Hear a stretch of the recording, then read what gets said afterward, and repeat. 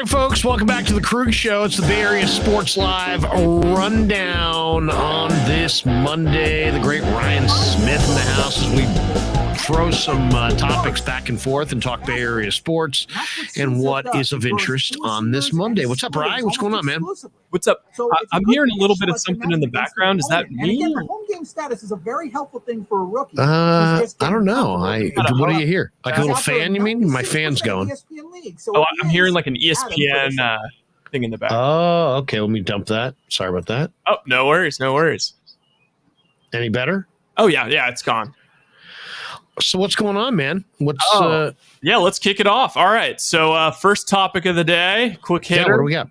Warriors up 3-0. I guess I would have to just, I just want your thoughts after, we had a night of sleep and we digested it. And, how are you feeling? What most impressed you about, honestly, the Warriors throughout this whole series? And the floor is yours. I mean, the Warriors are deeper. The Warriors are better. And, I went through it. And if you look at the Warriors, you have guys who start and then you have starters.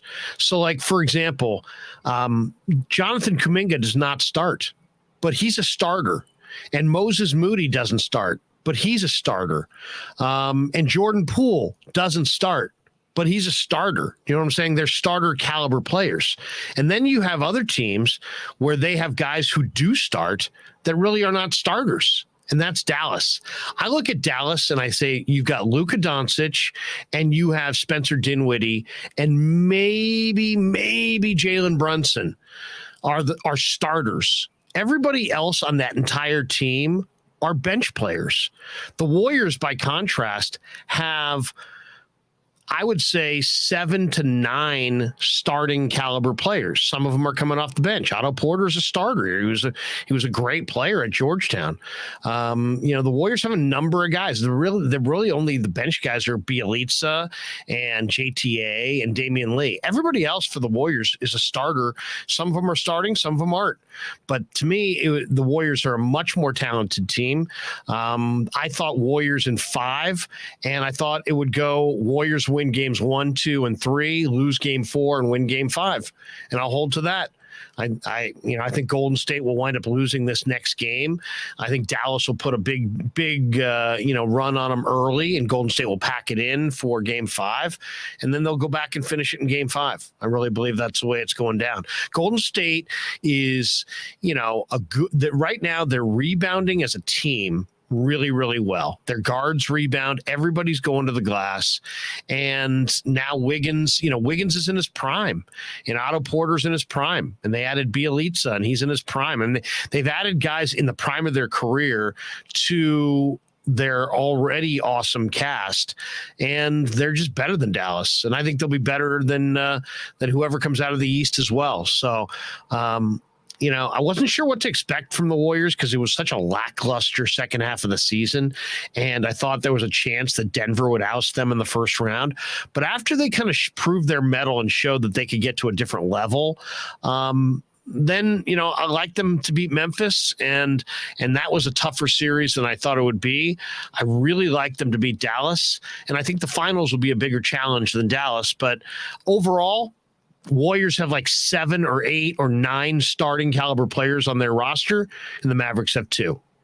And, this is just one thing I wanted to throw in there as I've been marinating on everything that's going on, watching the Celtics Heat, looking at this Mavericks team that looked like a world beater, versus the mighty Suns.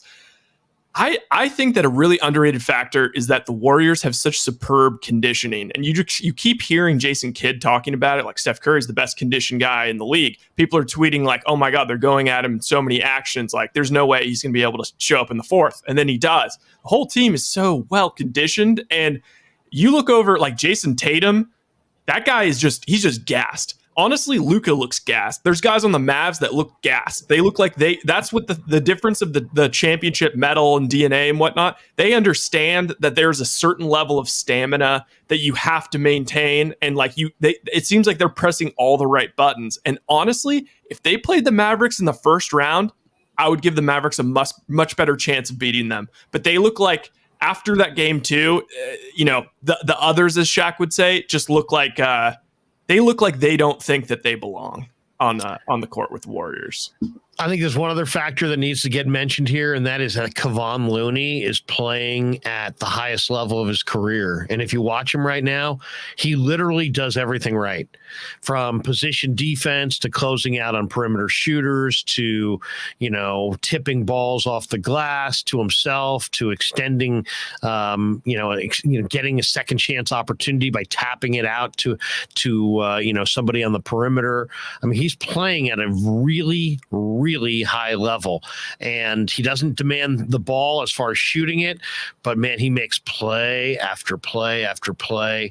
I'm starting to see why Steve Kerr is so all in on Loon, the man he describes as simply Loon. And how about just before we get to the next topic, the fact that like a big narrative coming into this was like the Mavericks took Rudy Gobert completely out of the game with they were like 5 out and Kleba at shooting threes. Took Gobert out of the series. Took Ayton out of the series. Looney is feasting. He's having the best. These past 2 series have been the best I've ever seen him play. So that's just an awesome thing, and good on you, Steve Kerr. All right, moving on. Debo not at OTAs. I mean, look, it was kind of. I don't think it was really expected that Debo is going to be at OTAs. But Ian Rappaport reporting this morning that there's a really good chance it gets done. It's a little complicated, but he thinks it gets done. And we saw that there was probably a good chance he wasn't going to be at OTAs because he was at the Warriors game in Dallas. And he did a little jersey exchange with Draymond Green here. I'll play this real quick. Nice. Yeah. I think he was sitting next to Micah Parsons. Game recognizes game right there. Recognizes game. So I think that's good. That's it. So yeah, thoughts no on concerns about Debo at all. I mean, it's totally par for the course. He's not going to get back on the field till he gets his new deal. He shouldn't risk anything, because if he gets hurt and he tore something in this mini camp, the deal probably would evaporate. So there's no reason to go out on the field. I do think this will get done. I do think he'll remain a Niner now. I think I think it's pretty clear that the 49ers love this player, understand his value, and it was a situational thing. I mean, they wanted to use him any way possible to win games, and so he was okay with that. Why? Because Debo's about the win. That at his core, that's what he's about. And but then when the contract negotiations come, Parag's a tough negotiator, and I'm sure the initial offers were probably in Debo's mind insulting. And it was just unfair to me. Once the Niners used Debo as a running back, it almost guaranteed that they were going to have to come forward with a real legitimate wide receiver type offer, because you're asking him to go above and beyond being a wide receiver, asking him to carry the football. And then I think what you're going to see here is you're going to see a nice little compromise where, the Niners are like, hey, Debo, we'll cut some of those between the tackles runs because we added Ty Davis Price, and we'll, now we've added Danny Gray to our wide receiver core, so we're a little bit more dynamic there. We don't need to lean on you quite as much. We'll try not to lean on you. I think they'll still use him as a runner, but it will be sparse. His carries will be reduced quite a bit from what you saw on the second half of this year. So I think they'll continue to have the freedom and the ability to use him as a runner, and they'll use him from time to time, but they won't make that a staple of their offense. That will be one concession they will make. And the other concession is they'll get closer to, I'm sure Debo and his camp wants $70 million guaranteed. They're not going to pay him $70 million guaranteed, but they're also not going to pay him 25 guaranteed. They're going to probably wind up, what's between 75 guaranteed and 25 guaranteed? How about 50 guaranteed? And I think ultimately that's what it'll be. I think Debo signs this summer for right around 50 million guaranteed, and they'll use him less as a runner, and that combination will make him a happy Debo, and onward and upward. And I think everybody moves on. Oh, that would be a nice end to this whole saga. All right, moving on. Giants Mets series. Giants lost 3 in a row to the Padres, but this team has been, that's just kind of how they've been. They go on these little tail dives, and then they go on these massive streaks. And what I would love to see, and I want your predictions. So here are the pitching matchups for Giants-Mets. So today we got David Peterson going against Alex Cobb. Then we got Chris Bassett versus Logan Webb. Then the Mets have not announced their third starter, but it's going to be against Jacob Junis. And then we got the Reds after that. So, the Mets took it to us when we played them up in New York, and I think it would be a great momentum swing if we could at least take 2 out of 3 from the Mets, then go hammer the Reds and get back on track. So what are your expectations for this series? Well, first of all, the Giants trailed the entire Padres series. They played from behind the entire series. So I think the Giants are going to jump them early. I like the Giants are resilient and have bounced back under Kapler pretty consistently since he's been the manager. So I expect the Giants to win tonight behind Cobb and to bounce back and maybe score some offense, get some runs on the board early. But this is still going to be a very challenging series because the Giants are struggling to score runs. They're falling behind, and the Mets are one of the National League's better teams. So I think this is going to be a challenge. I wouldn't be surprised if the Mets took 2 out of 3 in this series. I do expect the Giants to bounce back tonight, but the key for the Giants in my mind is get a lead, play with a lead. It's when you've lost some games and you're constantly playing from behind, it starts to wear on a team. And I think they'll jump them early. I think they'll get the lead tonight. And I think, tonight's going to be all these games are going to be battles because the Mets are one of the better teams. But I think the Giants get game 1. Unfortunately, I think the Mets are going to take the series 2 out of 3, but we'll see. Yeah, the Giants get game 1, and then we'll see where it goes from there. All right, that sounds good. Hey, if they get game 1, then we got Logan Webb on the mound. I'd love to see him, just cruise game 2. All right, now moving on to the topic we all love to talk about. When will Jimmy G get dealt? So there was more. I didn't actually get to it, but you were saying there were some reports today involving, it's pretty. San Francisco. Well, just that they're going to move them and that, they'll work together to move them. And, Trey Lance is going to be the quarterback. Jimmy will never suit up for the Niners again. I would be beyond shocked if he wore a Niner uniform even for a minute. I don't think they're going to let him on the field. My guess is their window will be whenever that shoulder's ready for an evaluation till the first day of camp in that window. So maybe that's June 10th, something like that, June 15th. A camp probably about a month out. In that between, let's say June 15th and July 15th, I think he gets dealt. And I think he probably gets dealt for a couple picks, maybe one day 2 pick and a conditional pick. That'll be my guess. Okay. So yeah, I mean, God, I just want to get it over with. All right. And then moving on to Celtics Heat game 4. What a weird, wonky series. The Celtics, I mean, if you listen to guys like Bill Simmons, they'll say that, the Heat were playing football and it got out of control. But I believe the Celtics were up 27-5 in free throw advantage.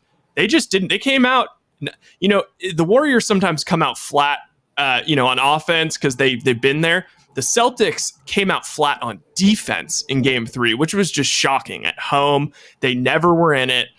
They made a little run at the end, and then freaking Strus just hit like an unbelievable Kevin Durant dagger. I can't believe the Heat culture is just really. Doesn't matter who's out there, I guess. But yeah, so let's get your predictions for game 4. I mean, it doesn't look like Tyler Hero's playing. Jimmy Butler's questionable. A whole bunch of people are questionable. But it's one Boston has to get. Well, I mean, if you're just asking me about game 4, I won't even waste our time. Boston. I like Boston. Yeah. I like Boston in game 4. But as far as who's going to win this series, I'll tell you the one thing about the NBA in recent years is that it is such a war of attrition that I really think that, especially when you get into these series, late in the year, talking about May and June, I think the deeper team is the team that's better positioned, and I think Miami's deeper than Boston, especially on the bench. Miami has guys on the bench that they don't even go to. That they're paying him millions of dollars. He barely gets off the bench. So I think Miami is got some really tough guys. I think they've got a really good coaching staff. and the deeper team. And so while I liked Boston at the beginning of this series, I probably would give the slight edge to the Heat, though I do think Boston wins game 4. So I think it will be a 2-2 series after 4 games, turn into a best of 3. But Miami's coaching edge and Miami's depth edge, I think, is going to get them through. I would say it's going to be Miami and Golden State. Yeah, I mean, when it's a battle of attrition and it's like, Victor Oladipo has been playing great. He didn't play a single minute in the first half. Jimmy Butler goes out with an injury. He plays 20 minutes in the second half. He's excellent. So it's like, yeah, they've got Duncan Robinson on the bench. Like if Tyler Hero's out, like they have guys that they trust to put in these games. And like I was saying about the conditioning, I mean, Tatum was, this is a learning experience for him because he was so gassed and, he took that stinger and he just got punked by PJ Tucker that entire game. And yeah, it's shocking to say, but I think Miami may just outlast the Celtics team just based on depth, coaching, and experience. Well, don't forget, the experience, I think, is the key factor there. Kyle Lowry has been in these big games before, and Miami's keenly aware of what they're up against when they go on the road in Boston. It's a cauldron of hostility. So what did? They jumped him early. They absolutely blitzkrieged him in the first quarter and took the crowd right out of the game. And so that takes a lot of mental fortitude. I don't think the Heat showed up in game 2, and they were looking to bounce back in game 3. And I just think even if Boston gets, even tonight, I still think Miami, when push comes to shove, they're mentally a little bit stronger. I think they're well coached. They're deep. They've got some real dogs on that team. I mean, Butler's tough. Lowry's tough.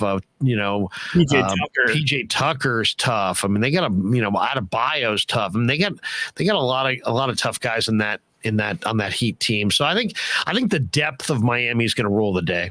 Yeah, this Heat team, I don't really have a comp for them. They kind of remind me maybe a little bit of the Raptors, but with Butler instead of Kawhi, so downgrade there.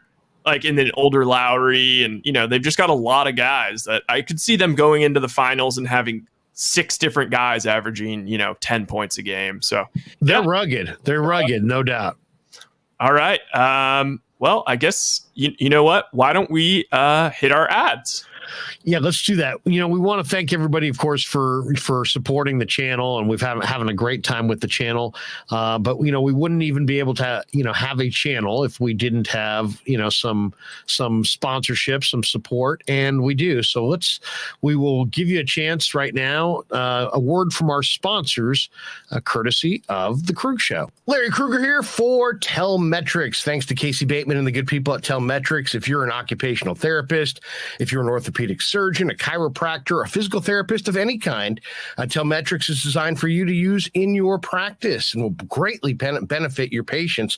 Telmetrics uses computer vision and artificial intelligence and provides a platform for outpatient rehab therapy services, both in the clinical and the telehealth environments. So using Telmetrics can improve your patient's experience and much more. So for all your sports injury needs, or if you're a physical rehabilitation specialist of any kind, make sure you use Telmetrics.co, Telmetrix.co. And thanks to Casey Bateman and all the good people at Telmetrics for being a proud sponsor of the Krueg. I'd like to thank our sponsor, Dan Coach Emilio. Dan is a buddy, and he is a phenomenal retirement planning specialist. And you can contact him today at securemoney.com or at his number 925-628-9966. There's a lot of uncertainty in our world right now, and you want to make sure that your money is secure. That is the key. Danny's got 25 years of experience, born and raised right here in the Bay Area, and he can help you get an immediate 10% premium bonus on your principal retirement account. So give him a call, 925-628-9966. He'll make an appointment with you, and you can sit down. It's not a one-size-fits-all kind of a deal. He'll consult with you and come up with a strategy to get you going to where you want to be. Once again, 925-628-9966, securemoney.com on the web. And thanks to Dan Coach Emilio and all the people at Secure Money for being proud sponsors of the Krueg Show.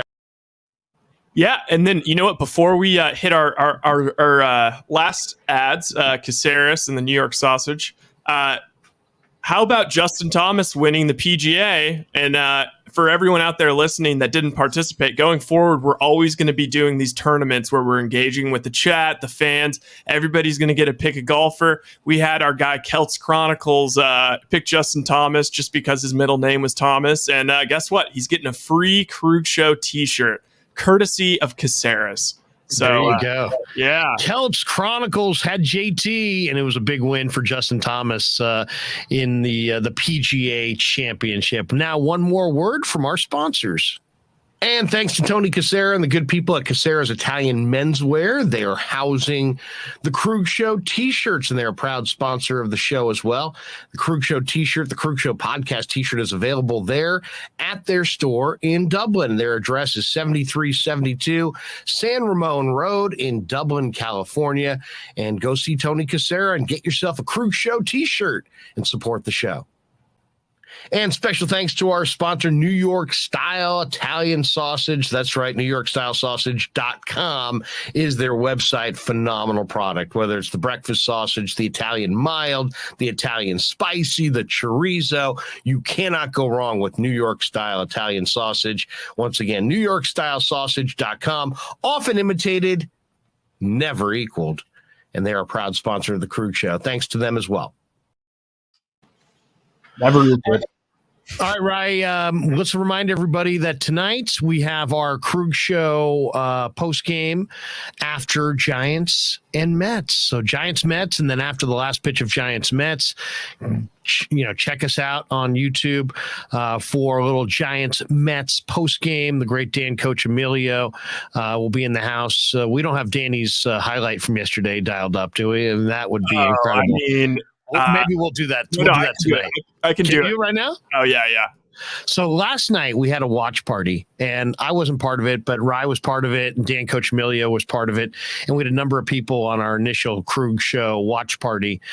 Danny was basically doing almost like pseudo play-by-play, and when Wiggins had the incredible jam, and you got to hear it one more time. Here it is. No good in and out rebound. Draymond gives it over to Curry. Curry slows it down, crosses over the half-court line.